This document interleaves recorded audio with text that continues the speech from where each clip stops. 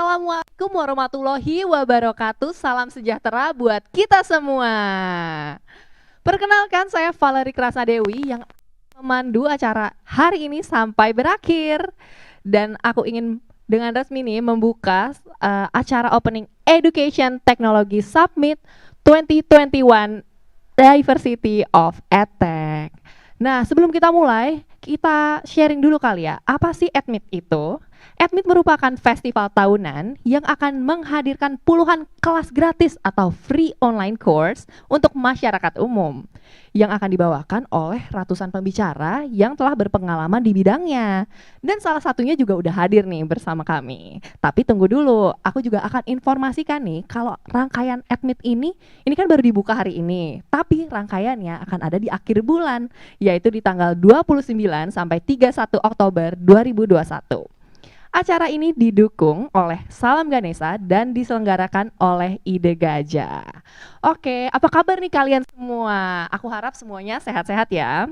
Nah, sebelumnya saya informasikan nih bahwa acara hari ini berlangsung dengan menerapkan protokol kesehatan. Jadi aku sebelum datang ke sini pastinya udah dites antigen dulu, kita semua udah divaksin 2 kali, dan juga semua kru yang ada di sini menggunakan masker kecuali saya dan 2 pembicara yang ada di samping saya. Nah, untuk para hadirin juga nih, aku ingetin untuk stay tune sampai akhir acara. Kenapa? Karena akan ada door prize berupa smartphone dan juga akan ada hadiah berupa voucher GoPay sejumlah 500.000 untuk 5 orang pemenang.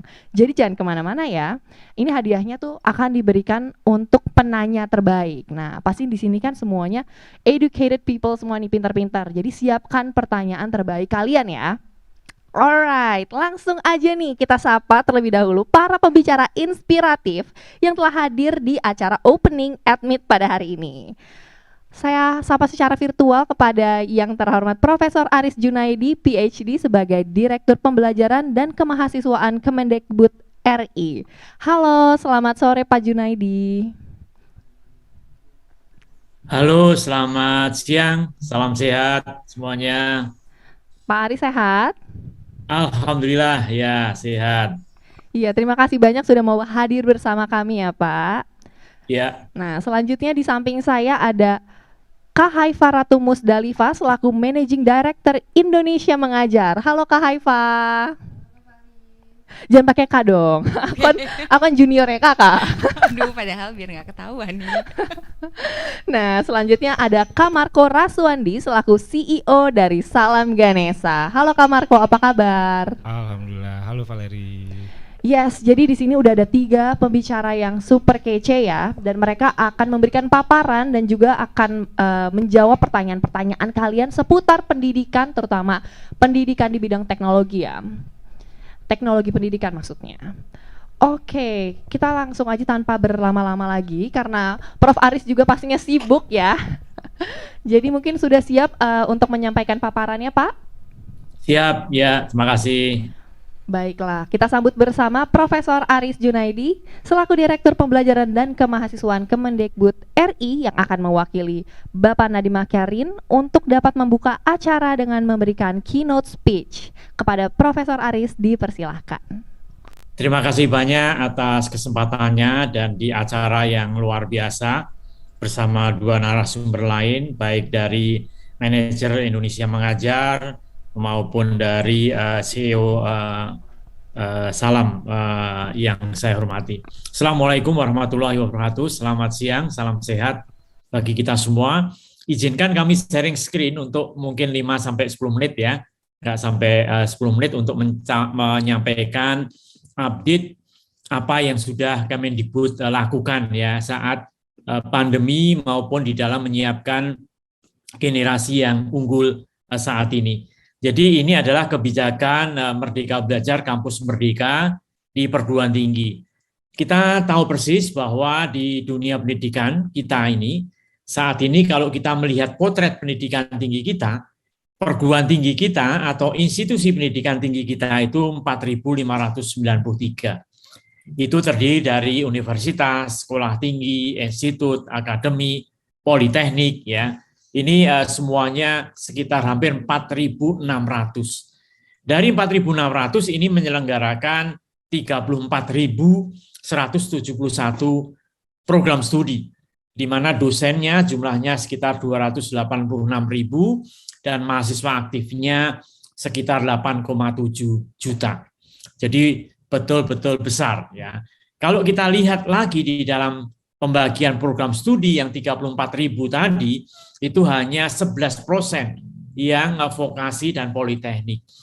Selebihnya 88% itu adalah pendidikan akademik ya. Pendidikan akademik, kemudian vokasi dan ataupun politeknik itu hanya 11,6%. Jadi itulah kenyataannya. Dan juga kalau kita lihat pembagiannya dari 4.600 tadi, PTS kita itu mendominasi, ya ada 53,7%, sementara PTN itu hanya 24%. Selebihnya adalah perguruan tinggi keagamaan dan juga perguruan tinggi kedinasan. Ya. Dan ini adalah potret profil dari masing-masing prodi, didominasi oleh prodi pendidikan, terus diikuti teknik, ya sosial, kesehatan, ekonomi, pertanian, ya dan seterusnya. Jadi ini potret pendidikan tinggi kita. Nah, sekilas saja bahwa kebijakan ini lahir itu agar memberi kesempatan kepada mahasiswa yang punya cita-cita aspirasi yang berbeda tadi, diberi kesempatan setiap mahasiswa untuk mengembangkan potensi dirinya melalui pembelajaran yang fleksibel. Mahasiswa boleh mengambil mata kuliah di prodi yang lain, bisa mengambil salah satu dari 9 aktivitas di luar kampus.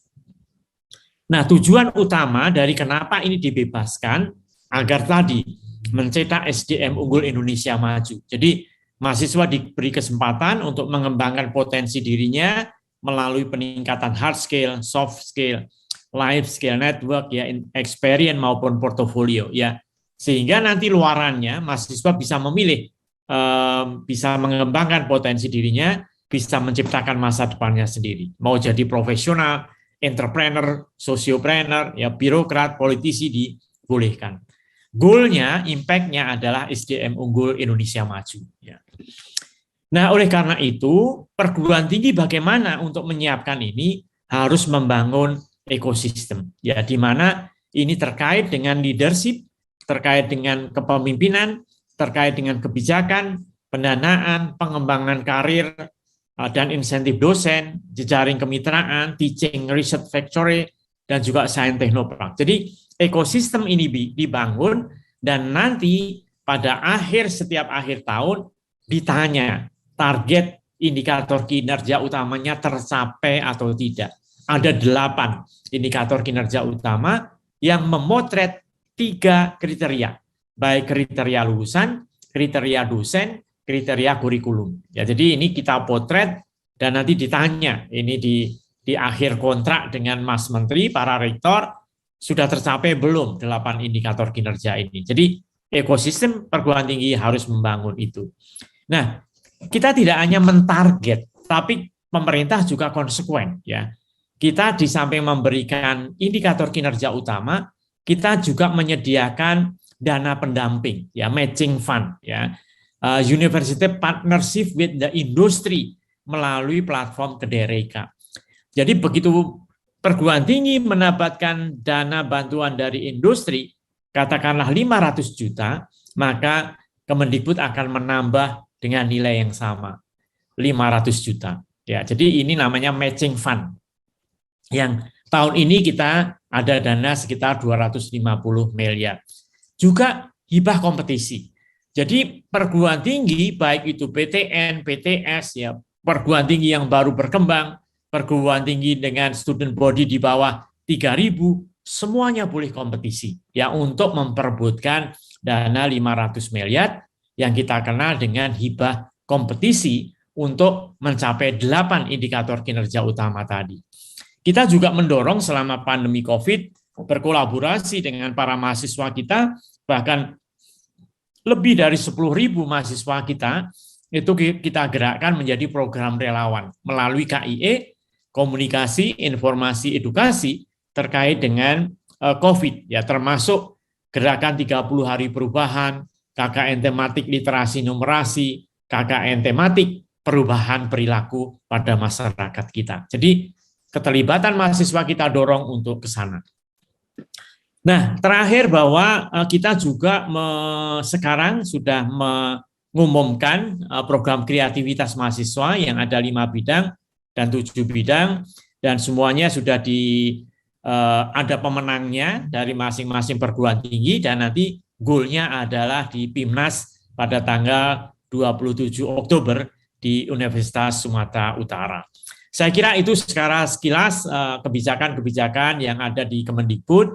Khususnya untuk pembelajaran daring ada 3 poin. Yang pertama adalah kita mengaktifkan Spada Indonesia atau Indonesian MOOCs, dan kita juga baru saja meluncing ICE Institute, Indonesian Cyber Education Institute, yang merupakan marketplace pembelajaran online sehingga mahasiswa bisa belajar anytime, anybody, anywhere, ya, untuk belajar secara online melalui belanja di mall, ya, marketplace yang menawarkan berbagai mata kuliah daring. Inilah kemudahan-kemudahan kepada mahasiswa kita sehingga bisa melakukan pembelajaran yang fleksibel tetapi menghasilkan impact, yaitu SDM unggul. Demikian yang bisa kami sampaikan.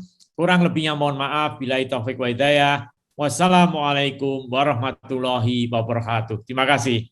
Waalaikumsalam warahmatullahi wabarakatuh. Terima kasih banyak atas paparannya nih Prof. Aris. Dan karena waktunya Prof. Aris ini terbatas, maka Q&A akan dilakukan saat ini juga. Dan teman-teman bisa menyiapkan pertanyaan terbaiknya. Tapi mungkin sebelum teman-teman bertanya nih ya, sambil mikir, aku dulu yang mau nanya nih sama Prof. Aris. Pertanyaan untuk Prof. Aris, menurut Profesor, bagaimana kesiapan Indonesia untuk menerapkan pendidikan berbasis teknologi dari segi SDM, fasilitas maupun pendanaan? Apakah sudah cukup siap atau masih sangat kurang atau bagaimana? Terima kasih atas pertanyaannya yang luar biasa. Ya, saat ini kita sejak tahun lalu kita selalu menyelenggarakan yang namanya pelatihan bagi dosen dan sivitas akademika tentang pembelajaran daring, ya. Jadi dari mulai penyiapan modul, kemudian model assessment, dari segi pedagogik, dari segi content knowledge, itu kita berikan terus-menerus. Nah, kemudian di samping itu, kita sekarang ada Spada Indonesia yang pilotingnya sejak 2014, itu kita optimalkan, ya. Kita optimalkan, dan saat ini perguruan tinggi yang LMS-nya sudah baik itu bisa langsung masuk di dalam Spada kita.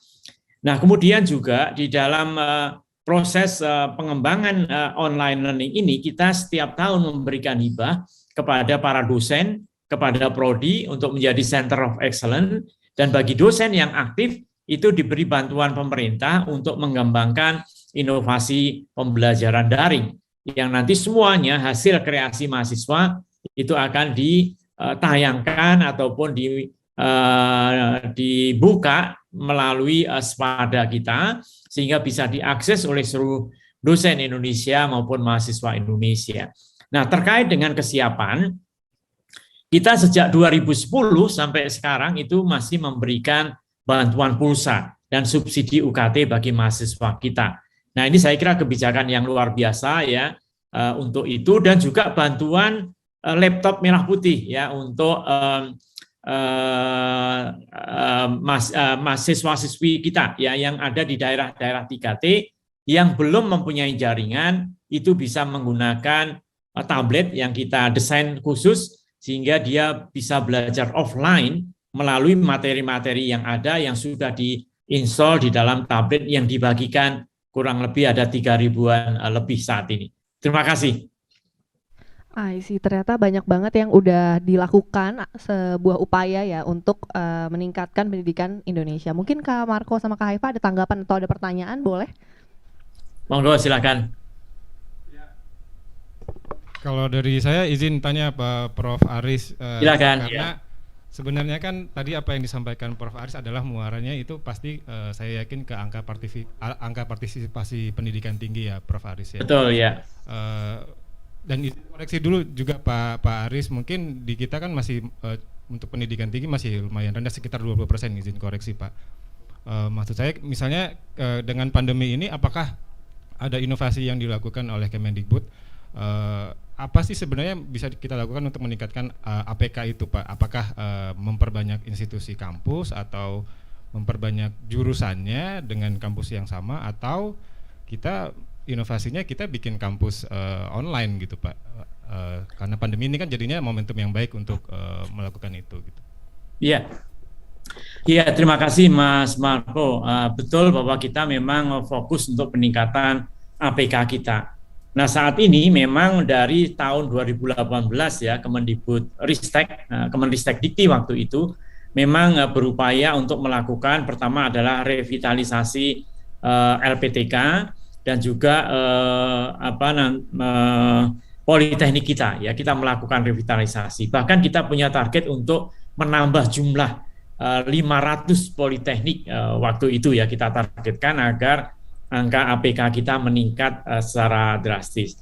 Namun ternyata dalam perjalanan waktu tidak mudah. Oleh karena itu kita mendorong perguruan tinggi, politeknik, sekolah vokasi yang sudah ada itu kita tingkatkan jumlah penerimaannya, kuotanya ya, dengan memberikan bantuan-bantuan sarana prasarana tambahan, sehingga dengan demikian harapannya APK kita juga akan segera meningkat. Jadi meningkatkan kapasitas yang sudah ada. Nah, terkait dengan pembelajaran daring, memang ke depan kita masih berupaya ya untuk di samping membuka AIS Institute, kemudian juga mengizinkan untuk University of Cyber University ya, Cyber University, UIC yang kita izinkan juga dibuka. Itu nanti arahnya memang untuk pembelajaran fully online ya, di samping universitas terbuka tentu saja. Jadi di dalam panduan pembelajaran jarak jauh itu memang ada 3 yang dibuka oleh universitas, dibuka oleh prodi, dan dalam bentuk mata kuliah. Jadi itu strategi kita di dalam 4 tahun ke depan. Demikian Mas Marco yang bisa kami jawab. Terima kasih. Oke, nah sekarang udah ada banyak pertanyaan nih Pak dari teman-teman yang gabung di Zoom. Nah, ini kita udah kurasi pertanyaannya. Salah satu pertanyaan yang terpilih dari Mirza Putra. Pertanyaannya, apakah jumlah dosen yang dimiliki sudah sesuai dengan jumlah mahasiswa yang ada di Indonesia? Bagaimana cara mencari indikator perbandingan kesesuaian tersebut? Ya, terima kasih. Jadi begini, tadi sudah kami lihat profilnya, ya potret ya, kita punya sekitar 8,7 ya juta mahasiswa yang aktif, juga sekitar 300.000 dosen yang aktif juga ya. Jadi kontrolnya adalah di dalam penjaminan mutu. Jadi nanti kalau rasio dosen dan mahasiswa itu tidak sehat, maka skornya juga akan rendah. Artinya nanti peringkat akreditasinya menjadi turun ya.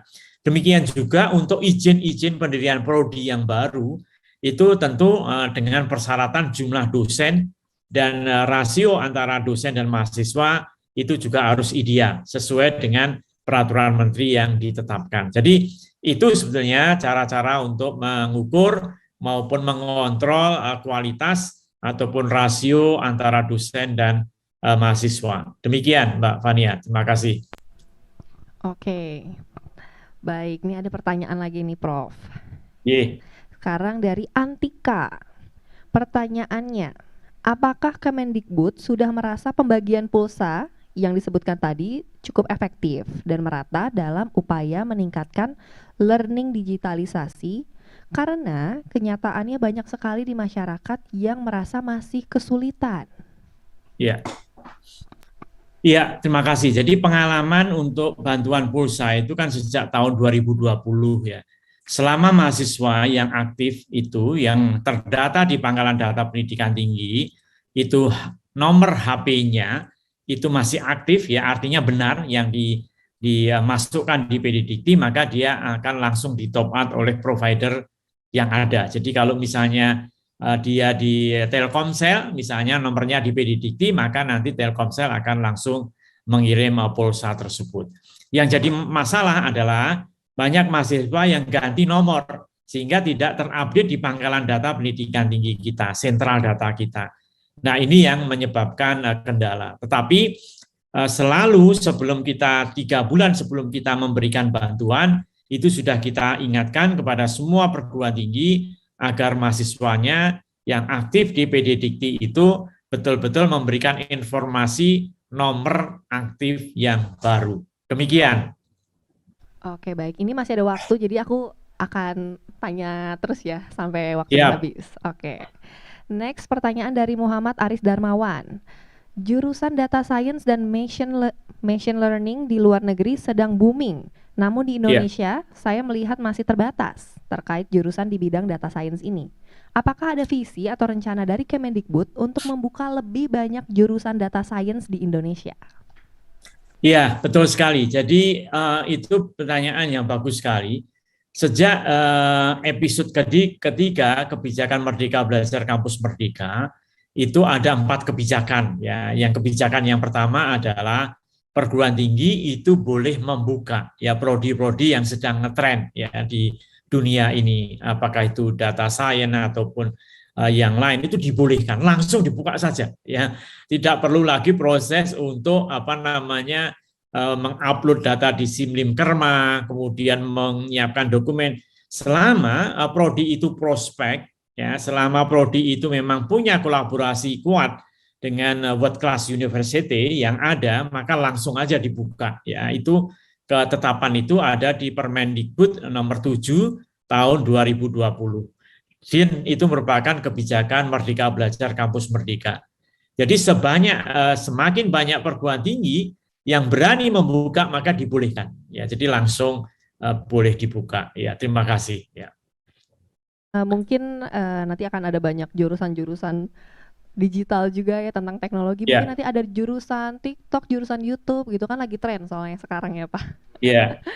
Nah, ini pertanyaan terakhir nih dari Seto namanya. Pertanyaannya, mengingat KBM online atau hybrid saat ini sudah menjadi nyata, bahkan setelah pandemi reda. Apakah Kemendikbud sudah memiliki semacam standarisasi operasional untuk KBM hybrid atau online? Terima kasih. Nah, untuk pembelajaran online itu kan sudah ada di dalam Permendikbud ya nomor 7 tahun 2020, bagaimana PJJ itu dilakukan, bagaimana penjaminan mutu itu dilakukan.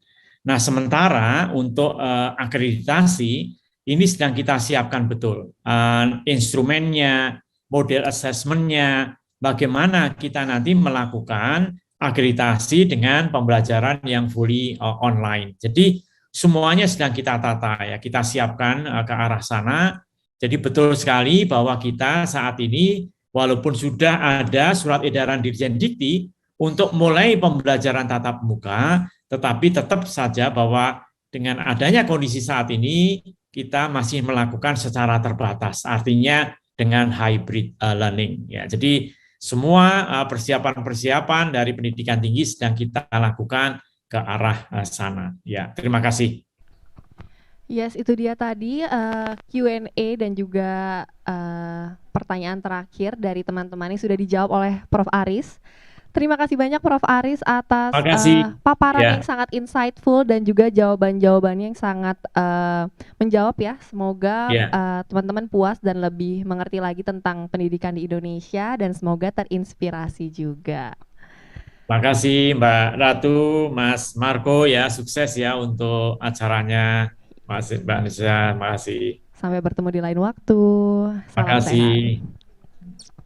Ya, selanjutnya nih masih akan ada paparan dari Kak Marco dan Kak Haifa. Nah, cuman sebelumnya aku mau ngingetin lagi untuk stay tune sampai acaranya berakhir karena akan ada hadiah utama berupa smartphone dan juga voucher GoPay buat teman-teman yang pastinya teman-teman mahasiswa butuh dong pasti ya GoPay kan, buat GoFood lumayan loh buat kerja kelompok ya kan. Oke nih, jadi tanpa berlama-lama lagi, aku langsung akan menyambut Kak Haifa untuk memberikan paparannya. Kira-kira tentang apa Kak paparannya hari ini? paparannya saya mau ngajakin teman-teman di sini untuk kita berkeliling Indonesia. Wow, mau ikut dong. Yuk, Secara yuk, virtual yuk. ya tapi ya Iya. Kak ya. Yuk, Virtual Bali. nih. Oke, ya. Udah muncul ya slide saya, teman-teman. Ya, Assalamualaikum warahmatullahi wabarakatuh. Yang terhormat Prof. Aris selaku Direktur Pembelajaran dan juga Direktur Pembelajaran dan juga Kemahasiswaan Kementerian Pendidikan Indonesia, dan juga teman-teman peserta Zoom yang seru banget nih kayaknya, tadi pertanyaannya banyak banget, dan makasih banget udah hadir di sini. Jadi di siang ini izinkan saya Haifa mewakili Indonesia Mengajar ingin bercerita teman-teman mengenai perjalanan saya sendiri yang tergabung di Indonesia Mengajar dalam melihat Indonesia lebih dekat nih. Nah, sebelum saya mulai nih sharingnya, saya mau ngajak teman-teman dulu nih untuk saya sendiri nih akan menyebutkan satu kata, dan kalau misalnya nanti kata itu saya sebutkan, tolong teman-teman tuliskan di dalam kolom chat apa sih yang terlintas pertama kali gitu ketika mendengar kata itu. Oke, yang pertama, bulu ara.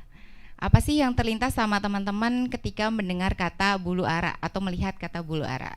Boleh ditulis di kolom chat ya. Sekalian saya juga nanti lihat di chat ada apa aja nih tulisannya.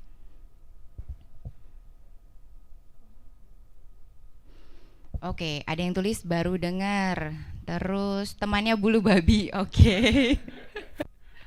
Ada lagi Niken. Oke, dari Niken belum pernah dengar. Aceh. Terus satu lagi mungkin ya. Nama warnanya hitam di daerah terpencil. Oke, itu bulu ara. Yang kedua, oke, Aceh Singkil. Ada lagi yang nulis Sumatera Utara daerah. Yang kedua, kalau saya sebutkan nama Kobo, kira-kira apa sih yang terdengar atau terlintas nih dari teman-teman ketika mendengar kata Kobo atau melihat Kobo? Maluku. Oke, tadi ada daerah, belum dengar, daerah terpencil. Wah, ini kayaknya hebat-hebat nih ya, dan bingung juga nih nama daerah di luar Jawa. Oke, siap. Terakhir nih, kalau saya sebutkan kata Ansus, kira-kira apa sih yang terlintas di teman-teman nama daerah? Oh, hampir semua jawabannya nama daerah ya. Wah, oke, siap. Jadi teman-teman, betul sekali dari 3 tadi yang saya sebutkan, walaupun ada beberapa juga yang masih belum tahu, dan ada juga tadi yang menyebutkan bulu babi ya. Next, jadi 3 itu adalah nama daerah, betul teman-teman, nama daerah di luar Pulau Jawa. Jadi kalau tadi bulu ara itu di Aceh Singkil, nama desa, kemudian Kobo juga nama desa di Kepulauan Sula, dan Ansus juga nama desa di Kepulauan Yapen. Nah, jadi saya tuh sebenarnya pengen ngajakin teman-teman ketika kita berdiskusi nih atau berbicara soal pendidikan, yuk kita sedikit melebarkan apa yang coba kita diskusikan ini tuh tempatnya bukan hanya soal kota-kota besar aja nih di Indonesia, tapi ada loh kota-kota yang namanya belum pernah dengar, sama banget sama saya. Kalau saya nggak masuk ke Indonesia Mengajar juga saya nggak tahu itu Kobo apa. Saya kira itu nama kartun kali ya, Kobo-chan gitu. Jadi nggak apa-apa banget kalau misalnya belum tahu. Jadi sekarang makanya kita yuk sama-sama kalau misalnya ngomongin Indonesia agak dilebarin dikit gitu ya area main kita gitu. Nggak cuma di Jakarta dan sekitarnya. Oke. Next, jadi di sini saya akan membawa teman-teman nih ke sebuah perjalanan dalam mematahkan mitos-mitos yang terjadi soal pendidikan dan bagaimana mengubah sebuah pengalaman menjadi pembelajaran. Next. Nah, sedikit cerita tentang saya di Indonesia Mengajar juga dan tentang Indonesia Mengajar sendiri, karena memang ini kan semangatnya soal gerakan kolaboratif ya teman-teman, ingin membantu atau membangun pendidikan di Indonesia yang harapannya semakin banyak lagi publik untuk terlibat. Jadi senang banget nih ketika teman-teman dari Admit juga mengajak Indonesia Mengajar untuk kolaborasi di sini gitu. Sejak 2010 sendiri Indonesia Mengajar sudah menjangkau kurang lebih 33 kabupaten tadi, dari Aceh Singkil di posisi paling barat sampai dengan Kepulauan Yapen di paling timur, dan sudah mengirimkan kurang lebih 1076 pengajar muda yang mungkin saja salah satu diantaranya tuh temannya teman-teman, karena ini tuh anak-anak muda terbaik yang kami seleksi dan kami training, kemudian mereka bertugas selama kurang lebih 1 tahun di daerah.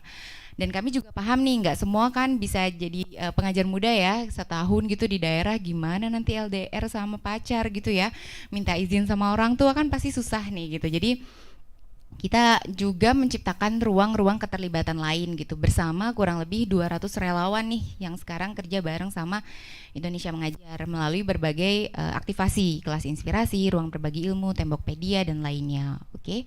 Next. Nah, pengalaman apa yang terjadi nih selama 10 tahun terakhir ini?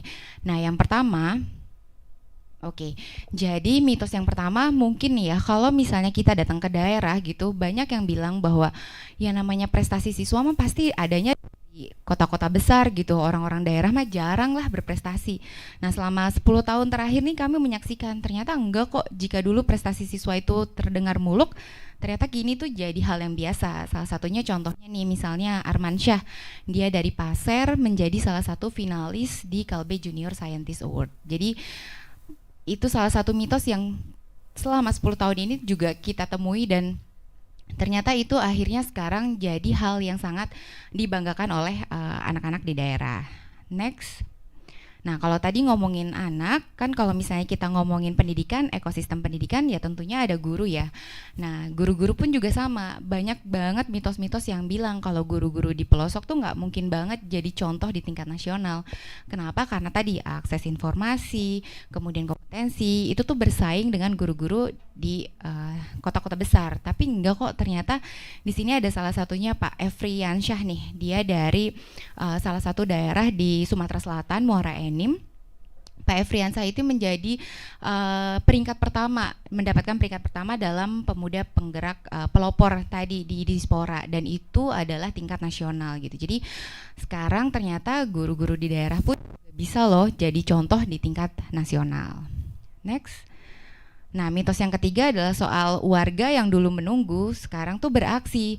Jadi, kalau misalnya kan kita lagi-lagi bahas ekosistem pendidikan tuh bukan hanya soal guru, kepala sekolah ya, yang emang tuh di sekolah gitu, atau dosen, mahasiswa, tapi yang namanya pendidikan tuh ya masyarakat umum tuh juga masuk ke dalam ekosistem itu gitu, mempersiapkan dosen-dosen, mempersiapkan mahasiswa. Kayak tadi pun dari Prof. Arief juga cerita kalau sekarang mendorong mitra-mitra untuk berkolaborasi dengan kementerian gitu, untuk membangun SDM unggul tadi gitu. Jadi warga tuh dulu yang misalnya juga nggak mau bergerak karena ya udahlah pendidikan mah tugasnya kementerian gitu ya, tugasnya sekolah. Toh ternyata enggak loh, selama misalnya contohnya nih di 2014 ada komunitas di Pulau Bawean, Gresik, yang ternyata semangat banget nih buat taman baca di sana gitu, dan ini tuh melibatkan relawan-relawan juga di sana gitu. Jadi kayak ternyata 10 tahun ini tuh banyak banget loh ekosistem pendidikan gitu, orang-orang yang terlibat di bidang pendidikan tuh yang semangat untuk yuk sama-sama kita mendorong kemajuan pendidikan di Indonesia. Next. Nah, itu kan 10 tahun terakhir nih Indonesia Mengajar mencoba berefleksi apa sih yang terjadi, dan kita coba sharing nih ke teman-teman. Tapi kami tahu, kita semua rasakan ya selama 2 tahun terakhir tuh pandemi itu menjadi hal yang cukup rumit gitu ya di lingkungan kita gitu. Tapi yang kami juga saksikan, ternyata setiap orang kan di sini dalam kondisi pandemi itu dituntut untuk adaptasinya cepat ya, termasuk tenaga pendidik atau kita sendiri gitu, semua belajar dengan prosesnya daring sekarang. Kemudian pembelajaran juga sempat terhenti, kemudian lambat laun kembali dan menggunakan proses pembelajaran jarak jauh. Terus teknologi dan metode-metode interaksi baru tuh bermunculan, seperti ya hal yang tadi juga Prof. Aris ceritakan. Kemudian ada admit juga, ini kan salah satu bentuk adaptasi dan inovasi dari kondisi pandemi di 2 tahun terakhir. Dan orang-orang pun juga terus berlomba untuk tetap berbuat kebaikan, dan itu pun juga terjadi di daerah. Nah, salah satunya nih foto yang saya sharing nih ke teman-teman. Ini tuh adalah guru-guru dan masyarakat di Kepulauan Yapen yang sama-sama yuk kita mensukseskan pelatihan guru untuk menggunakan PowerPoint tadi, karena proses adaptasi yang cepat untuk menggunakan teknologi tadi. Next. Nah, jadi kalau misalnya cerita bagaimana para penggerak-penggerak di daerah gitu ya, yang sama-sama mau memajukan pendidikan, banyak banget sebenarnya inovasi-inovasi yang sudah dan sedang dilakukan saat ini gitu. Karena sebetulnya kalau ngomongin pendidikan, tantangan pendidikan tuh bukan terjadi di 2 tahun akhir ini aja gitu saat pandemi, tapi jauh sebelum itu udah banyak banget tantangan pendidikan. Dan yang kami saksikan, semua orang yang memang bergerak bersama untuk pendidikan tuh terus bekerja gitu, tidak melihat ini pandemi ini kayaknya nggak bisa deh, enggak.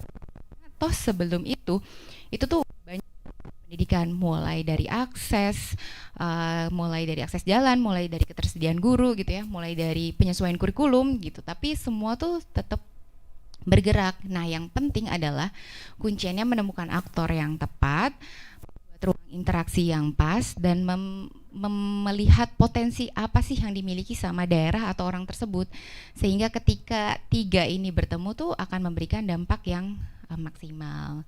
Itu sih teman-teman. Dan next, jadi ternyata nih teman-teman, pandemi ini tuh tidak sepenuhnya membatasi banyak inovasi yang muncul untuk menyesuaikan dengan kondisi. Jadi ada ide apa lagi? Yuk kita bagikan praktek baik inovasi pendidikan versimu selama pandemi dan kita diskusikan hari ini. Wah, terima kasih banyak ya Kak Haifa udah ngajakin kita jalan-jalan keliling Indonesia ya, dari Aceh tadi sampai ke Papua. Aku tuh jadi tertarik banget loh buat jadi relawan di Indonesia Mengajar. Yuk. Mungkin bisa di-sharing juga nih, di sini kan teman-teman mahasiswa nih kan semuanya yang bisa jadi calon-calon relawan. Itu programnya tadi ada yang setahun dan ada yang ruang-ruang inspirasi. Itu kira-kira programnya mungkin bisa di-share sedikit berapa lama? Iya, kalau tadi kan pengajar muda itu mengajar 1 tahun ya ke daerah, sedangkan kalau kelas inspirasi itu cukup meluangkan 1 hari nih gitu, datang ke sekolah dan nanti berbagi tentang profesi gitu. Oh iya, kayaknya kembaran aku pernah ikutan deh yang itu, berbagi tentang profesinya menjadi entrepreneur kalau nggak salah. Seru Sehari banget aja loh itu kok. teman-teman kalau kalian mau ikutan. Terus ada apa lagi Kak selain kelas inspirasi? Yang sebenarnya paling deket nih yang mau kita jalanin ada namanya Festival Kerja Bakti.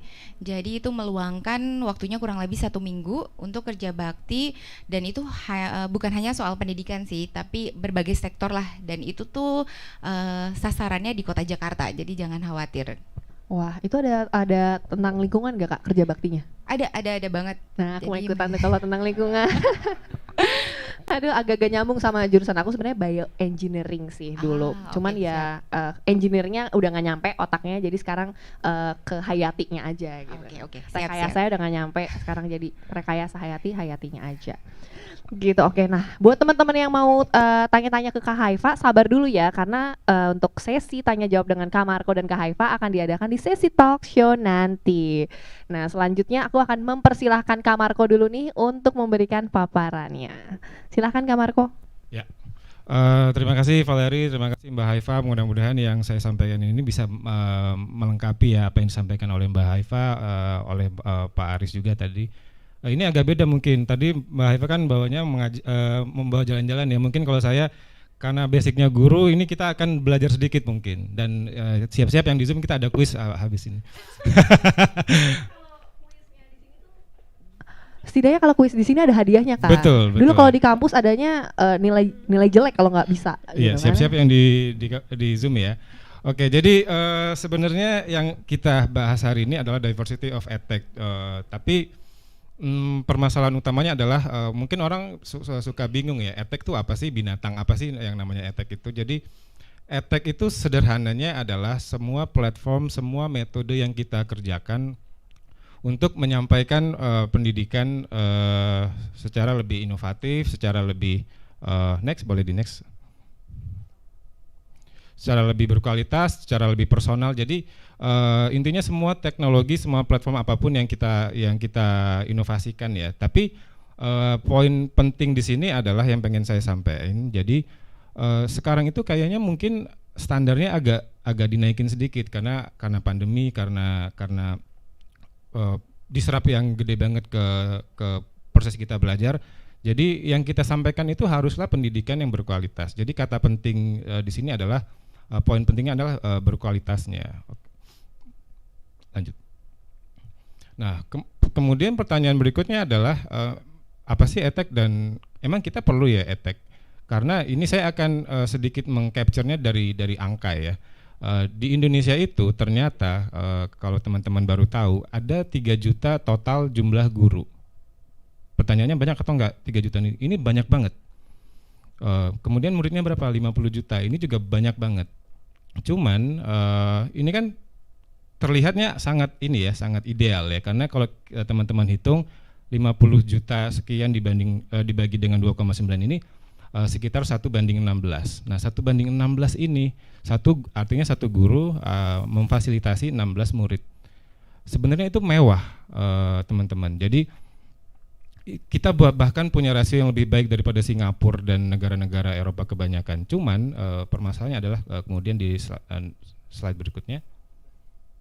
Nah, ini sekarang masalahnya, teman-teman. Kalau kita bisa lihat, ternyata tadi itu yang saya bilang 1:16 itu ternyata nggak merata persebarannya. Jadi kebanyakan mereka masih ada guru-guru ini masih ada di Pulau Jawa, dan apalagi kalau kita lihat kondisinya di tingkat SD dan SMP ya, bahkan bukan hanya nggak merata, tapi jumlahnya juga kurang.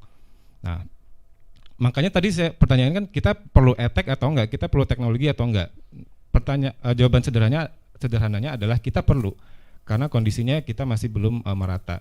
Dan teknologi itu harusnya bisa jadi tools yang paling efektif untuk kita menyebarkan si pendidikan berkualitas ini. Again, keywordnya adalah pendidikan berkualitas, karena saya yakin guru-guru, tadi kayak Mbak Haifa bilang juga, di daerah pasti inisiatif-inisiatif dari guru juga banyak dan bisa menyampaikan pendidikan secara berkualitas. Nah, kemudian pertanyaannya adalah ketika kita bilang kita udah perlu untuk menerapkan EdTech, kita siap atau enggak secara infrastruktur, secara pribadi? Nah, untuk menjawab ini saya akan sedikit mengcapture dari data ya. Nah, semua data menunjukkan kita siap.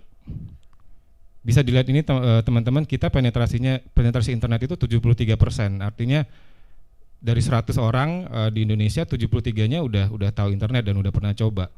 Kemudian kalau kita lihat device ownership, mereka ini udah punya gadget atau belum? 96% punya gadget, 94%-nya bahkan punya smartphone. Begitu juga dengan laptop dan tablet.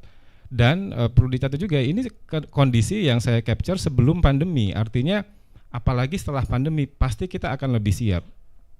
Dan growth-nya juga tiap tahun bahkan sebelum pandemi sudah di angka 9%. Nah, begitu pandemi yang terjadi adalah mereka semua berjamuran, semua muncul. Sekarang ini kita kedapatan rezeki ya sebenarnya. Kita banyak banget mengenal EdTech, banyak dari K12 kayak Zenius, Kuiper, kayak misalnya dana pendidikan, di situ ada fintech. Jadi benar-benar banyak sekarang yang bermunculan. Nah, tapi gara-gara pandemi ini memang kita ada blessing in disguise-nya ya, karena kita terpaksa harus mengaplikasikan teknologi. Cuman pertanyaan pentingnya adalah di sini, apakah si EdTech ini bermunculan sekedar karena opportunity? Jadi simply karena kebutuhan, karena kita melihat pendidikan itu harus jarak jauh, harus online, makanya kita berbondong-bondong punya euforia membuat EdTech. Nah, sebenarnya ini yang perlu kita address dulu pertanyaannya. EdTech itu ada karena memang kita yang pengen bikin, atau si objek pendidikannya emang butuh gitu. Nah, kemudian dari sini saya punya beberapa hipotesis lah. Ini kondisinya yang terjadi. Tadi kan saya bilang ya, begitu pandemi kita jadi kedapatan banyak sekali EdTech yang bermunculan di Indonesia. Cuman apakah ini menjawab kebutuhan si objek pendidikan itu sendiri, yaitu murid? Ternyata kabar buruknya adalah kemampuan belajar siswa itu sekarang justru menurun. Ini data dari World Bank ketika pandemi terjadi. Jadi jangan-jangan ada missing link nih antara kebutuhan siswa dengan apa yang disediakan oleh EdTech. Ini masih hipotesis ya, jangan-jangan. Lanjut. Nah ini saya punya beberapa hipotesis kenapa ini bisa terjadi. Mungkin poin pertama adalah jangan-jangan itu tadi, kita nggak memperhatikan kebutuhannya siswa ini perlunya apa, yang kita sediakan tuh apa. Jadi ada perbedaan besar di situ. Kemudian kita nggak bisa memastikan siswa ini tahu nggak service yang kita provide. Misalnya si si objek pendidikan ini tahu nggak ada namanya edtech, ada namanya bermacam-macam edtech yang tadi saya sebut. Kemudian hipotesis ketiga poinnya adalah sebenarnya mereka tahu, cuman sekarang karena arus informasi yang begitu deras, mungkin jadi mereka nggak bisa memilah-milah mana yang sesuai dan cocok dengan mereka. Kemudian mungkin aja mereka udah tahu dan udah engage dengan edtech, cuman permasalahan kemudian berikutnya adalah mereka belum bisa mengadaptasi si edtech itu, si teknologi itu sendiri. Nah, next.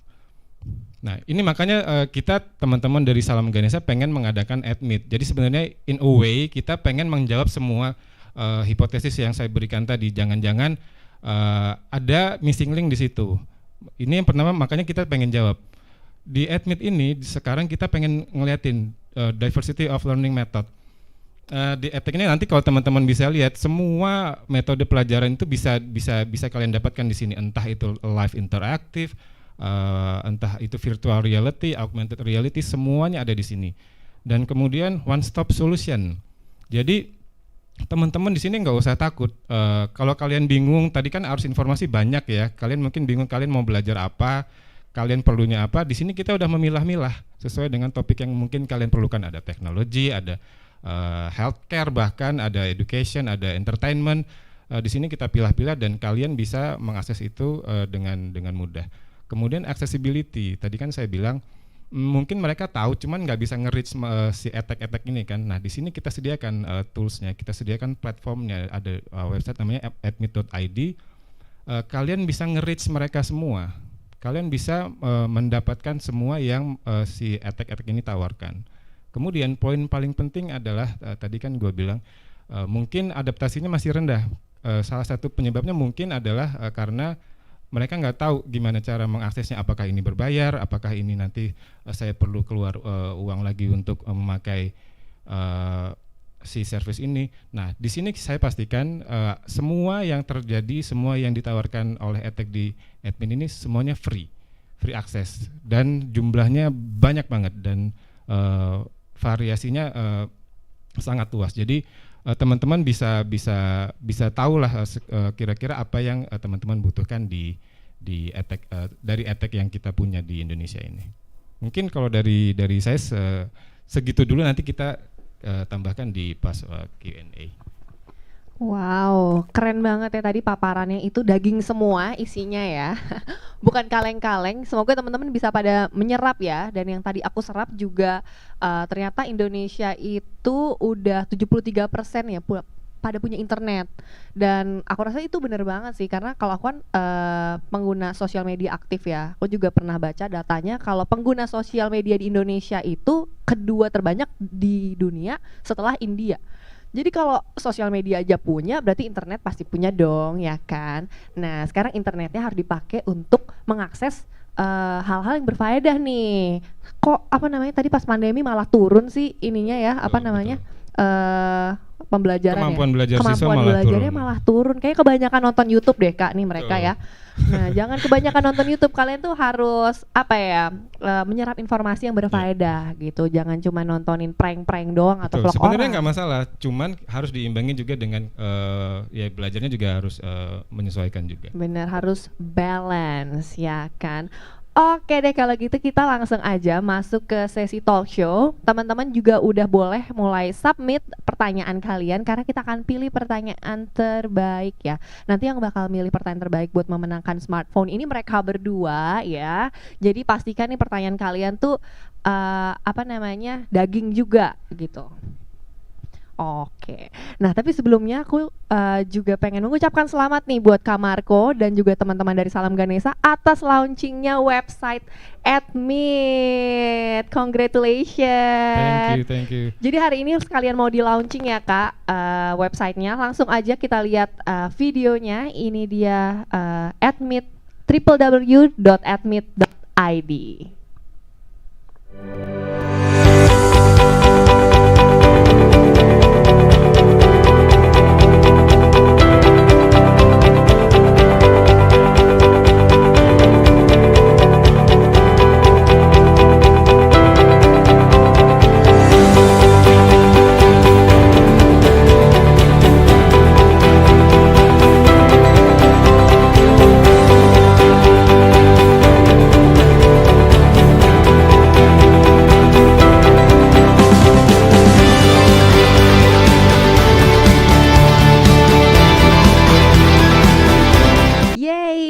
demikian website Admit telah resmi dibuka dan teman-teman sekalian bisa segera mengunjungi website Admit melalui www.admit.id.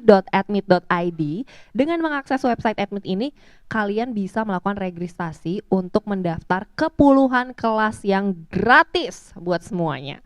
Dan kalian bisa belajar mulai dari berbagai bidang dan topik sesuai dengan kebutuhan dan interest kalian juga. Plus kalian juga jangan lupa ikut acara Admit yang akan diselenggarakan tanggal 29 sampai 31 Oktober. Jadi daftar dari sekarang dan jangan sampai ketinggalan. Oke deh. Kalau gitu kita akan langsung masuk ke sesi talk show nih. Udah siap belum nih buat ngobrol-ngobrol? Kita tanya siapa dulu ya, teman-teman? Kak Marco dong ya. Sebagai yang punya acara dan tadi websitenya baru di launching, ya kan? Ya. Nah, menurut kakak, alasan utama dibalik launching Admit kan tadi udah di sharing ya. Nah, sekarang aku akan tanya challenge-nya apa sih kak dalam membuat Admit ini gitu. Tadi kan ada banyak nih tujuannya yang sangat-sangat mulia kan, terus gratis lagi. Nah, jadi challenge-nya apa tuh kira-kira? Jadi sebenarnya kita mengadakan Admit ini, kita in a way kita pengen celebrate. Celebrate itu artinya sekarang kan gara-gara tadi kayak yang saya bilang, pandemi ini mewajibkan kita tanda kutip ya untuk mengadaptasi teknologi dengan secara komprehensif, secara menyeluruh. Dan kan kita sekarang kondisinya makin lama makin membaik lah ya. Pandemi ini mudah-mudahan akan segera berakhir. Kita pengen celebrate itu. Jadi dengan pandemi ini jadinya kita tahu banyak banget etek-etek yang bermunculan. Banyak banget sekarang. Sekarang belajar menjahit aja ada eteknya. Serius? Belajar menari, belajar mematung, semua ada etek. Belajar stand up komedi ada eteknya. Wow. Nah, itu yang kita pengen celebrate. Jadi kita membuat Admit ini untuk kita. Jadi setelah badai yang mudah-mudahan hampir selesai ini, kita pengen lihat benih-benih apa yang muncul dari badai ini. Pasti adalah blessed in disguise dari semua kejadian kan. Nah, kita pengen celebrate itu dan kita pengen teman-teman juga jadi tahu ternyata edtech itu nggak melulu tentang K12, nggak melulu tentang pendidikan tinggi, jadi semuanya lengkap. Nah, challenge-nya adalah, ini bukan challenge sih sebenarnya, karena kita mengulik tentang edtech jadinya banyak banget yang bisa kita pilih dan sebenarnya jadinya agak susah memfasilitasi teman-teman ini semua. Dan sebenarnya itu kabar baik, di kitanya kabar baik dan mudah-mudahan juga jadi kabar baik buat teman-teman. Jadi semuanya bisa mengakses apapun yang ada di website Admit ini. Betul, karena ada banyak sekali sumber informasi yang bisa kita dapat. Emang kadang-kadang kita juga jadi bingung ya, ikutin yang mana dulu, ikutin yang dari mana gitu kan. Yeah. Nah, jadi dengan kalian akses di edtech ini ada informasinya ya, di Admit ini maksudnya. Oke, nah terus pertanyaan dari aku nih juga, tadi kan aku udah lihat paparannya nih, terus kalian berdua nih kayaknya dari dua sisi pendidikan yang berbeda gitu. Yang satu online banget, yang satu kayaknya offline banget nih, gitu kan. Nah, menurut Kak Haifa nih, kakak kan bikin Indonesia Mengajar ini semuanya masih offline ya? Atau sekarang udah ke online juga sejak pandemi, itu gimana? Sejak ada pandemi kan kita nggak bisa mengajar secara langsung. Itu bagaimana tuh mengajar mungkin di daerah-daerah yang mungkin internet belum masuk gitu kan? Itu gimana kak? Iya, jadi kan sebetulnya kalau kita ngomongin pendidikan harus lihat konteksnya dulu gitu ya, seperti apa. Nah, lagi-lagi kalau misalnya kita ngomongin pandemi, sebelum tarikannya ke teknologi tuh kita juga harus lihat kondisi di daerah sendiri tuh seperti apa gitu. Jadi kalau misalnya sebenarnya kan teknologi itu jadi salah satu solusi ya ketika pandemi ini terjadi gitu. Belum tentu sebetulnya teknologi itu tepat untuk beberapa daerah di Indonesia. Jangankan maksudnya jangankan menggunakan teknologi, akses untuk device, sinyal itu pun juga jauh belum ada gitu. Jadi teman-teman di daerah tuh juga harus berpikir, berinovasi, beradaptasi, apa sih sebetulnya solusi yang tepat gitu. Sama halnya tadi juga kalau kata Marco, kalaupun edtech itu muncul tuh jadinya harus yang tepat juga yang dibutuhkan. Jadi nggak serta-merta kalau lagi booming teknologi ya udah teknologi aja, pokoknya semua jawabannya ke teknologi, ya nggak gitu. Jadi harus sesuai dengan konteksnya masing-masing. Nah, kalau di daerah itu tuh ada beberapa daerah yang memang ketersediaan sinyal, ketersediaan device itu ada, ya kita memaksimalkan itu gitu. Tapi kalau misalnya nggak ada, ya lagi-lagi harus memikirkan nih caranya gimana. Misalnya membuat kelas-kelas kecil, terus penugasan tuh misalnya pakai lembar-lembar penugasan yang memang dikirimkan ke rumah-rumah kayak gitu kan. Yang penting bagaimana mengurangi proses paparan virus tersebut kan. Nah kalau misalnya sekarang solusinya salah satunya teknologi, karena dengan teknologi itu nggak mungkin virus bisa terpapar gitu kan, karena bertemunya melalui teknologi. Nah kalau di daerah teknologi aja belum sampai, tapi kita juga khawatir terhadap paparan, ya berarti harus memutar cara dong. Nah salah satunya tadi membuat lembar-lembar penugasan yang dikirimkan ke rumah-rumah, kan itu juga meminimalkan kontak kan kayak gitu. Itu sih, terus membuat kelas-kelas kecil kayak gitu. Jadi kayak ya harus disesuaikan lagi dengan konteksnya dan apa yang bisa dimaksimalkan di sana kayak gitu. Oke, jadi sistemnya itu udah ada yang online dan ada yang offline. Mungkin yang offline itu di daerah yang 30% tadi belum ada internet ya? Ya bisa dibilang kayak gitu. Wah, itu pasti challenging banget ya. By the way, ini kakak berdua boleh saling tanya jawab juga loh. Jadi nggak mesti aku yang nanya. Jadi kita diskusi aja gitu kan ya. Gitu kan, kita kan di sini kan ngobrol-ngobrol ini nih, ngobrol-ngobrol berfaedah temanya. Oke, mungkin Kak Marco mau nanya Kak Haifa atau Kak Haifa mau nanya Kak Marco? Kalau saya sih mungkin ini ya, pengen nambahin sedikit poinnya. Jadi tadi kan Valeri bilang satu offline banget, satu online banget. Kalau dari saya sebenarnya karena praktisi di bidang edtech juga, sebenarnya dari kita itu sama sekali offline dan online itu bukan sama sekali hal yang harus dipertentangkan. Jadi bahkan di kita pun praktisi edtech, education technology, di mana teknologinya juga heavy sekali. Itu kita menjadikan teknologi itu hanya merely simply just a tools aja. Kita bukan menjadikan itu sebagai tujuan. Karena tujuan utamanya itu adalah ya pendidikannya itu sendiri.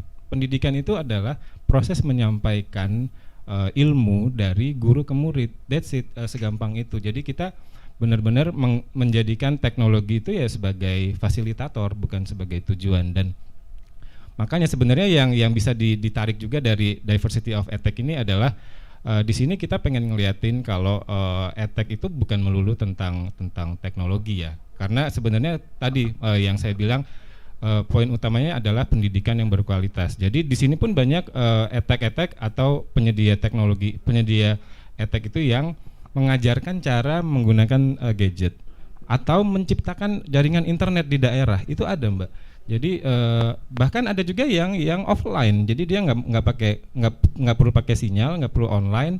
Mereka bisa mengakses pendidikan dengan lebih baik.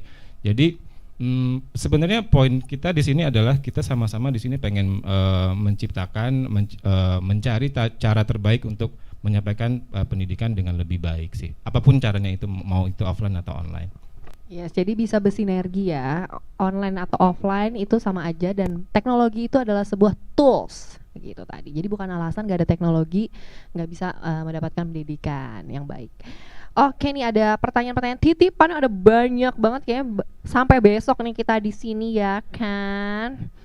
Nih, aku pilih pertanyaannya untuk Kak Haifa dulu dari Muhammad Selamat Yahya. Kak, bagaimana Indonesia mengajar berkolaborasi dengan pemerintah daerah, terutama daerah yang terpencil, dalam mengatasi problem solving mutu pendidikan di sana? Biasanya kan ada gap antara pengajar di kota dengan tempat terpencil. Itu gimana tuh Kak? Oke. Nah kalau tadi gimana kita kolaborasi sama pemerintah daerah, ya salah satunya tadi kita mengirimkan pengajar muda. Jadi mencoba untuk mengisi kekosongan atau kekurangan guru-guru di sana, sekaligus juga yuk kita sama-sama nih membuat ekosistem pendidikan di daerah tersebut itu juga bisa maksimal gitu. Jadi akhirnya nanti pendidikan di daerah itu berkembang dan orang-orang di sana tuh siap gitu untuk sama-sama gotong royong untuk pendidikan gitu. Jadi kolaborasinya tuh lagi-lagi itu tergantung konteks yang dibutuhkan sama daerah ya. Kalau misalnya tadi kalau Marco jadi juga tadi sempat cerita soal distribusi guru yang belum merata, itu berarti kita bisa masuk ke sana. Kemudian soal kompetensi guru itu pun juga bisa banget kita mencoba untuk meningkatkan kompetensi guru gitu, kolaborasi sama pemerintah daerah. Jadi lagi-lagi semua tergantung konteksnya, tapi memang kalau yang sekarang kita lakukan adalah dengan proses pengiriman pengajar muda. Oke. Apakah kamu adalah pengajar muda selanjutnya yang dikirimkan ke daerah-daerah? Bisa pilih nggak sih Kak daerahnya? oh nggak bisa, itu udah dikocok. Oh, dikocok. Macam arisan Kalian gitu. nggak bisa milih di Bali gitu ya. Kalau aku tuh pengen milih, Kak, boleh nggak sih di Bali gitu kan, di Seminyak kalau bisa gitu. Tidak bisa ya guys, nanti tiba-tiba bisa di Aceh, bisa di Papua, bisa di Sulawesi. Alright, next ini adalah pertanyaannya untuk Kak Marco. Dari Natasha Ardiagarini. Di era pandemi, kegiatan belajar mengajar dilakukan dengan cara daring hingga akhirnya para peserta didik banyak menghabiskan waktu di depan gadget. Bener banget nih, bener banget. Pertanyaannya, bagaimana cara siswa atau wali murid? Wah, nanya sama Kak Marco nih. Gimana ini? Dalam mengontrol dan menyaring informasi yang kurang layak atau kurang pantas dikonsumsi oleh peserta didik. Gimana cara siswa atau wali murid untuk mengontrolnya? Tanyanya sama Kak Marco. Gimana kalau tanya sama orang tuanya aja? Susah nih. Ya kan? Tapi mungkin kira-kira kita bisa nggak sih mungkin bikin sistem atau pakai parental guidance apa gimana? Ini mungkin saya menjawabnya agak bingung karena saya juga belum menjadi orang tua dan tapi saya pernah merasakan menjadi anak. Nah sebenarnya saya tuh selalu percaya ya. Jadi sekolah pertama itu adalah rumah dan guru pertama adalah orang tua. Jadi semuanya akan berangkat dari situ. Jadi apapun yang dilakukan oleh anak itu sebenarnya adalah cerminan dari apa yang diterima dari orang tuanya.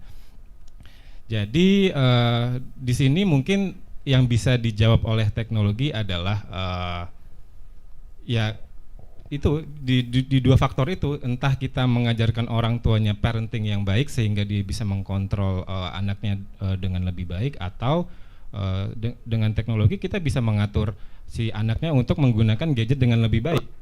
Jadi kita misalnya kita menggunakan sensor untuk konten-konten yang kurang bermanfaat, atau kita membatasi screen time dari si anak. Tapi poin-poin saya adalah yaitu teknologi itu hanya sebagai tools, kembali lagi hanya sebagai tools, karena poin penting dari pendidikan yang diterima oleh anak, oleh objek pendidikan itu adalah ya pasti pertama adalah dari orang tuanya sendiri. Jadi kita kalau bisa membantu orang tuanya, kita akan bantu orang tuanya juga, intinya gitu. Yes, jadi kalau udah jadi orang tua, mungkin orang tuanya juga never stop learning ya. Jadi mungkin bisa ikut kelas parenting online. Ada di @mito.id, jangan lupa. Ada juga ya, masuk iklannya pokoknya ya. Nah, selanjutnya mau nanya sama Kak Haifa lagi nih. Ini banyak yang lebih kecurhat ya nih pertanyaan-pertanyaannya.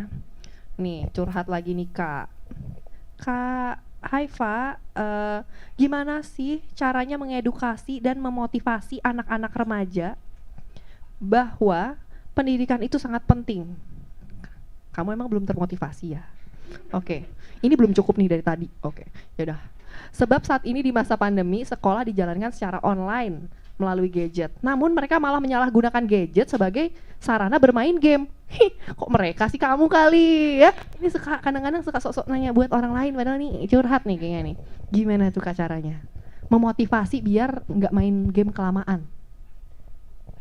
Ya kalau tadi sama kayak Marco juga mungkin ya sebenarnya ya, karena ya lagi-lagi betul dan sepakat banget soal orang tua rumah itu adalah sekolah pertama ya dari anak gitu. Mulai dari anaknya kecil gitu ya, dari bangun tidur kan ketemunya kakaknya atau adiknya gitu, terus ketemu ibu bapaknya, sarapan bareng gitu ya. Jadi kayak rumah tuh memang jadi tempat yang penting gitu untuk proses pendidikan anak. Nah, kalau gimana caranya untuk remaja supaya membatasi untuk akses gitu ya, supaya semangat belajar, ya lagi-lagi kita berusaha untuk memposisikan sebagai remaja itu gitu. Gimana caranya? Jadi kalau kita punya adik, mau ngasih tahu adiknya untuk ayo dong belajar gitu ya, jangan main gadget aja, ya kita mencoba untuk memposisikan diri kita sebagai remaja itu sebetulnya seperti apa gitu. Apakah memang butuh pendampingan khusus gitu ya. Jadi kalau belajar tuh nggak bisa sendiri nih, harus ditemenin gitu, karena biasanya kan kalau remaja kalau belajar ya sama teman-temannya gitu, kalau sendiri jadinya nggak semangat gitu. Jadi kayak itu sih, jadi kayak harus pinter-pinter juga melihat kebutuhan si anak itu sendiri gitu. Jadi supaya akhirnya juga mereka memahami bahwa belajar itu penting, dan yang perlu diingat adalah prosesnya tuh nggak bisa cepat. Jadi nggak bisa tuh kayak makan cabai sekali makan langsung kerasa pedesnya gitu. Jadi kalau ngedampingin anak ya memang prosesnya panjang gitu. Nggak bisa secepat itu dan harus sabar gitu. Kita pun di Indonesia Mengajar juga di pendidikan ya 10 tahun gitu sampai sekarang, dan ya kita juga nggak pernah tahu kapan mau berhenti gitu. Itu kan karena ya tadi tantangannya terus ada, terus berubah gitu. Saya yakin juga kalau Marco juga tadi bilang soal teknologi itu juga kan pasti dari 2020 kemarin sampai sekarang pasti selalu berubah kan, dan kita harus terus melihat sebetulnya dinamisnya itu seperti apa, dinamikanya seperti apa gitu. Jadi ya yang sabar mendampingi adiknya gitu ya, kakaknya gitu untuk terus mau belajar gitu. Bener banget, itu keluarga adalah sarana pembelajaran pertama ya. Kalau orang tuanya main game mulu malah ngajakin mabar, gimana anaknya mau lepas dari HP gitu kan. Setuju. Gitu kan. Ini next ada pertanyaan curhat lagi nih, gampang-gampang dulu ya. Ini pertanyaan-pertanyaan kalian kayaknya butuh apa ya? Curhat session gitu, karena Sesinya di admit nggak nanti? Ada juga pasti. Ada juga. butuh konseling nih kayaknya kak mereka. Konseling. Butuh ini alasan kenapa saya malas, alasan kenapa saya mager dan tidak termotivasi. Nah kalau yang ini curhat lagi, Kak Marco curhat dong Kak. Terlepas dari etek, siswa-siswi memiliki niat belajar yang tinggi, tapi keadaan dalam rumah tidak mendukung seperti broken home atau ekonomi kurang. Nah, menurut kakak gimana solusi dan tanggapan kakak dalam menghadapi hal ini agar kami ini bisa menjadi lebih baik dalam perilaku maupun pengetahuan? Kak gimana atuh? Curhat, pindah rumah. Ya saya sih kembali lagi sih sebenarnya ini sebenarnya akan mirip-mirip kan pertanyaannya dari tadi, karena anak itu punya niat belajar itu udah ajaib kalau menurut saya. Jadi begitu itu muncul harusnya orang tua ya mendukung, karena agak susah kalau misalnya anaknya udah punya niat, cuman orang tuanya nggak mendukung dengan menyediakan fasilitas, menyediakan lingkungan yang mendukung. Jadi again masalahnya adalah di lingkungan pendidikan anak pertama. Jadi saran saya mungkin ya itu tadi ajak orang tuanya ke admit, kita sama-sama mendapatkan ilmu misalnya kayak parenting, tentang pendidikan hubungan antara orang tua dan anak itu gimana.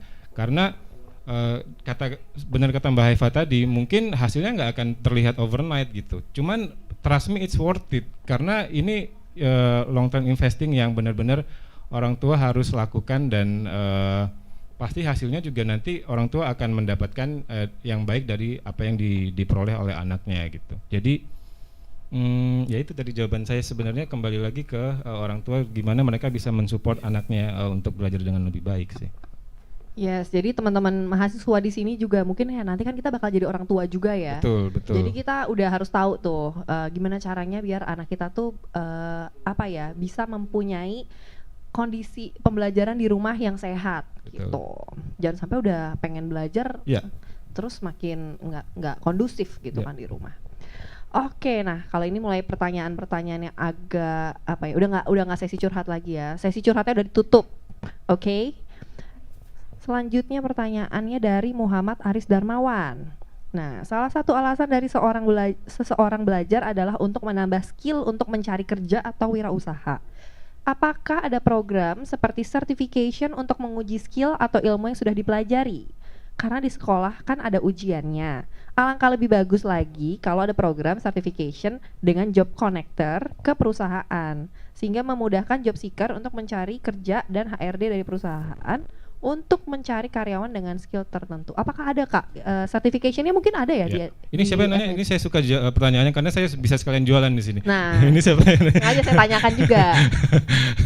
Ya jadi kita kenapa di Salam Ganesha itu ada namanya Salam Ganesha Academy. Salam Ganesha Academy ini kita pengen, jadi kan sebenarnya terjadi missing piece yang cukup besar nih antara dunia industri dan akademik. Jadi anaknya belajar apa, yang diperlukan oleh industri itu apa, sebenarnya agak nggak nyambung, dan mungkin agak susah untuk sekolah atau kampus beradaptasi karena dia harus mengubah kurikulum dan segala macam, pasti birokrasinya juga rumit. Makanya di sini fungsi kita sebagai edtech, sebagai fasilitator penambah gitu ya. Salam Ganesha Academy ini kita menyediakan itu tadi, kita lebih lincah nih daripada kampus nih. Kita bisa memastikan, kita nanya nih ke industri, kalian perlu apa di industri, misalnya data science kita itu yang kita bikin, course-nya kita bikin secara komprehensif. Juga kita tanya si anaknya, kalian perlu dari data science ini, kalian perlunya belajar apa aja, kalian metode yang pengen kalian rasakan ketika belajar data science itu apa aja, entah itu interaktif, entah itu pre-recorded video atau konsultasi gitu ya. Jadi itu yang kita bikin di Salam Ganesha Academy. Cuman nggak berhenti sampai situ, benar tadi kata penanya tadi, kita akan memastikan semua orang yang ikut bootcamp kita nanti, yaitu mereka akan qualified untuk di dunia industri. Ketika itu terjadi, kita bisa memastikan itu mereka match, ya kita akan teruskan dengan job connecting. Kita akan panggil tuh, karena kita juga networknya di ITB, kita akan memanggil semua alumni ITB yang relevan ya. Misalnya data science, misalnya kita akan panggil Telkom, kita akan panggil perusahaan-perusahaan teknologi. Kita akan membawa si anak-anak yang sudah lulus dari bootcamp kita ini untuk showcasing portfolionya, showcasing kemampuan dia di bidang data science, dan kemudian kita akan membantu menyambungkan mereka dengan industri. Di situ mungkin akan terjadi link and match dari industri dan akademik. Nice banget ya. Jadi buat teman-teman tuh udah terintegrasi sekali nih. Jadi kalian habis ikut kelasnya, ada sertifikat juga, plus nanti kalian akan dikoneksikan dengan perusahaan-perusahaan atau tim HRD dari perusahaan yang membutuhkan sumber daya muda seperti kalian ini gitu kan. Dan buat yang jadi pengusaha juga mungkin bisa menggunakan platform ini juga untuk mencari sumber dayanya, sumber daya manusianya ya. Betul sekali. Oke, coba sekarang aku tanya lagi ke Kak Haifa. Nah, ini dari Jihan Maharani. Kak Haifa, aku ingin tahu dong dari pandangan orang tua murid sendiri di 3 desa yang tadi itu, yang di desa terpencil tadi yang kita bingung kan nama-nama apa. Apakah mereka mendukung cita-cita anaknya atau tidak ya Kak? Jika iya, untuk masalah ini apa yang harus dibenahi terlebih dahulu? Maksudnya mungkin jika tidak gitu ya. Jika tidak, untuk masalah ini apa yang harus kita benahi? Mungkin di desa-desa tersebut yang tadi Bolokumba, apa namanya tadi Kak? Buluara. Buluara tadi itu mungkin pas Kakak pertama kali masuk ke sana belum ada internet kali ya. Dan mungkin tanggapan orang tua di sana saat tim Indonesia Mengajar ingin masuk, apakah mereka dari awal langsung kayak terbuka atau mungkin ada parno atau gimana nih, ini anak-anaknya mau diapain gitu kan?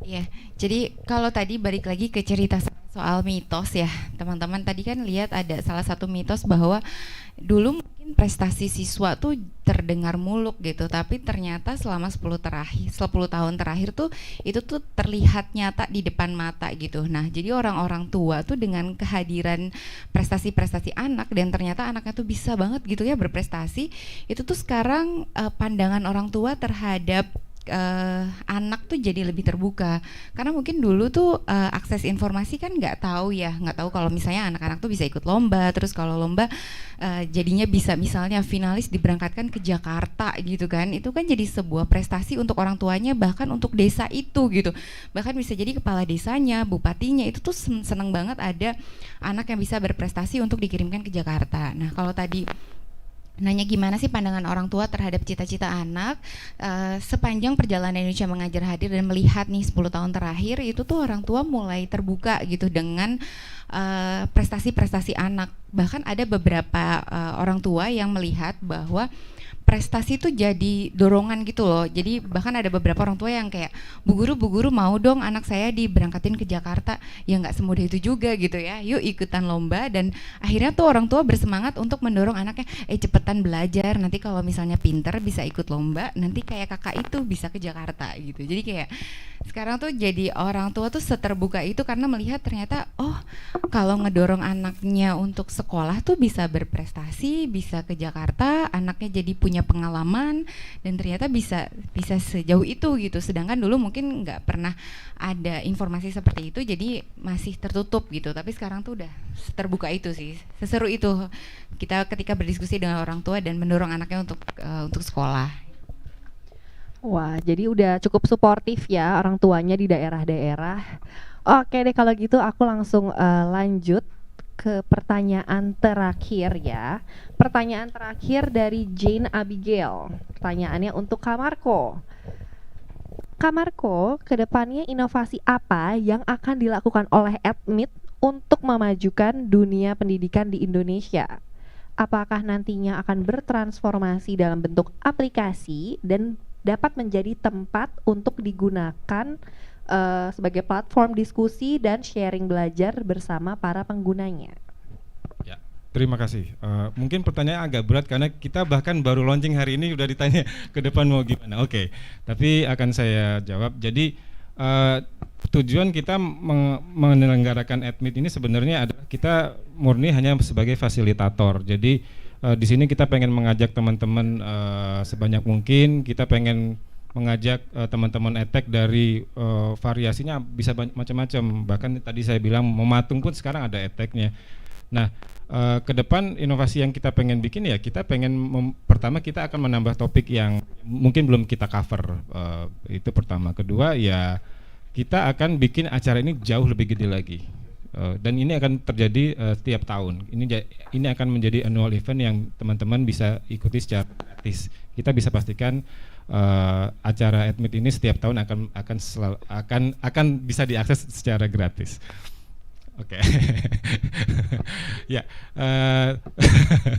ya itu yang bisa kita tawarkan. Jadi pertama pilihan topiknya akan jauh lebih banyak, kemudian pilihan metode belajarnya pun akan jauh lebih menarik karena tidak menutup kemungkinan sekarang belajarnya tidak hanya akan ada di partner yang ada di Admit, tapi juga bisa jadi kalian bisa belajar secara integrated one stop solution di websitenya Admit. Semua kemungkinan terbuka lebar sih.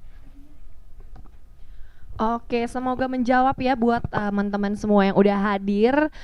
Sayang sekali waktu kita terbatas, jadi pertanyaan dari Jane Abigail tadi menjadi pertanyaan penutup dari sesi talk show pada hari ini. Di akhir acara ini aku mau mengucapkan terima kasih buat semua teman-teman yang udah hadir dan stay tune dari acara tadi kita dibuka sampai sekarang.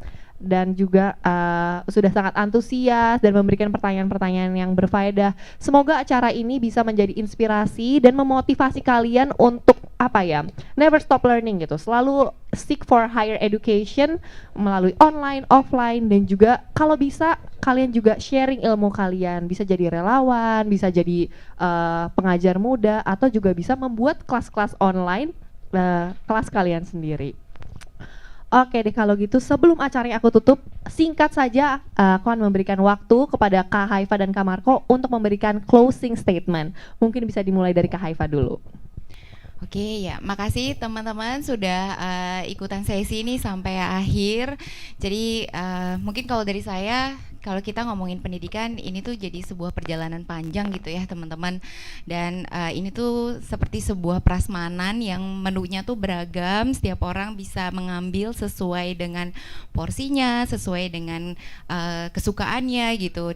Dimana saat ini tuh porsi-porsi yang dihadirkan oleh Indonesia Mengajar, oleh Admit, ini tuh udah ada gitu. Jadi yuk silahkan ambil porsinya, bisa ikutan Admit di tanggal 29 sampai dengan 31 atau ikutan program-program Indonesia Mengajar gitu. Supaya nanti kita tuh menjalani pendidikan tuh yang jangka panjang itu tuh nggak sendirian gitu, karena kita sama-sama ngejalaninnya. Itu aja. Makasih. Yes, terima kasih Kak. Selanjutnya silahkan Kak Marco. Iya, kalau dari sesi dari tadi saya udah banyak mengajak teman-teman untuk ikut Admit, cuman yang pengen saya ajak juga adalah teman-teman edtech nih sebenarnya. Kita sama-sama untuk ngeramein di Admit ini, kalian bisa ngasih konten-konten yang bermanfaat karena sebenarnya yang kita lakukan ini amat sangat mulia. Cuman pesan saya adalah jangan lupakan apa yang kita bikin ini adalah untuk objek pendidikan itu sendiri. Jadi kita harus tetap peduli apa yang mereka butuhkan. Dan itu kalau pesan dari saya teman-teman, pasti saya yakin inisiatifnya banyak dan teknologi yang kita bikin itu pasti hanya menjadi tools, dan di sini kalian bisa membagi itu semua ke orang-orang yang mungkin pasti akan membutuhkan, karena percayalah a true act of goodwill will spark another. Jadi apapun yang kalian punya, ayo gabung di Admit, ayo kita share bareng-bareng supaya bisa bikin manfaat ke lebih banyak orang lagi. Oke, terima kasih banyak kepada Kak Marco dan juga Kak Haifa atas waktunya. Terima kasih juga untuk teman-teman yang udah bergabung bersama kami. Saya akan mohon maaf jika ada kesalahan atau kekurangan dari acara ini. Saya dan segenap tim panitia dari Salam Ganesha mengucapkan mohon maaf. Dan selanjutnya ingin mengingatkan teman-teman untuk langsung registrasi di website Admit yang baru aja kita launching tadi di www.admit.id. Kalian bisa langsung registrasi dan daftar ke kelas yang kalian mau ikutin. Plus jangan lupa juga nih kalian follow di sosial medianya di @admit.id dan juga @salamganesha biar kalian gak ketinggalan info-infonya. Oke, aku Valerie Krasnadewi pamit undur diri. Salam sehat dan salam Ganesha.